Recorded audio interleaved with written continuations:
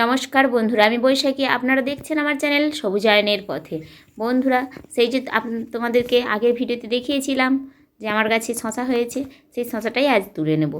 নিচের দিকটা একটু লাল হয়ে গেছে, দেখছো একটু হালকা লাল হয়ে গেছে, কিন্তু কেটে খেয়েছিলাম শশাটা কিন্তু নরমই রয়েছে।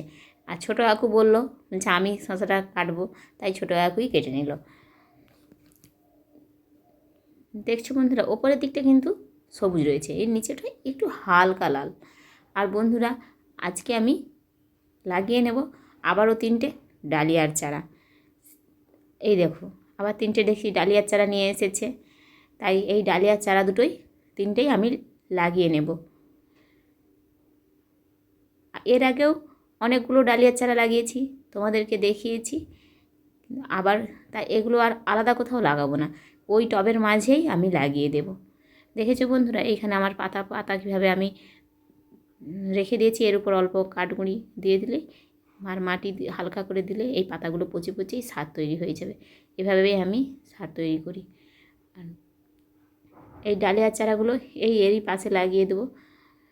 যেহেতু আমার এই বালতিগুলো অনেক বড় বড়, তাই একসঙ্গে দুটো গাছ থাকলে কোনো ক্ষতি হবে না। এক হাতে করে কাজ করতে সত্যি অসুবিধা হয়, তবুও এভাবেই চেষ্টা করছি। পড়ে গেল, দেখেছো? এক হাতে করলে এরকমই হয়, গাছগুলো একটু ক্ষতি হয়ে যাওয়ার সম্ভাবনা থাকে। পাতাগুলো মনে হচ্ছে যেন হালকা পাতাগুলো আঘাত খেয়েছে। খুব বিশেষ শিকড় আসেনি, তবুও 2-1টা শিকড় এসেছে। এটাই আমি এখানে লাগিয়ে দেব।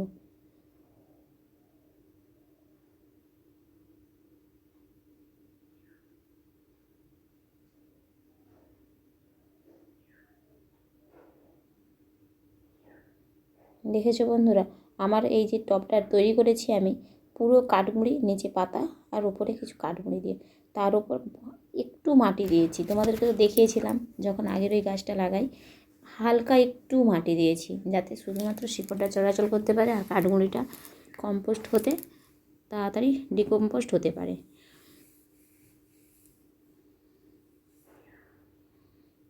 এইভাবে তোমরাও করতে পারো।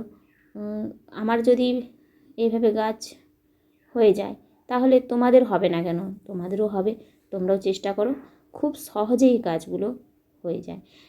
শুধুমাত্র একটু জল দিতে হবে আর হালকা পাতা পচা বা পাতা পচা সার অথবা সবজি পচা তরল সার দিলেই হবে। আমি কিন্তু এইভাবেই গাছ করি। এভাবে গাছ করলে গাছে কোনো রাসায়নিক না দিলে গাছগুলো ভালো থাকে। এই দুটোই এখানে লাগিয়ে দেবো। পাশে একটা শীতের ফুলের চারা রয়েছে, আমি ওই জন্য এখানে দুটোই দিলাম।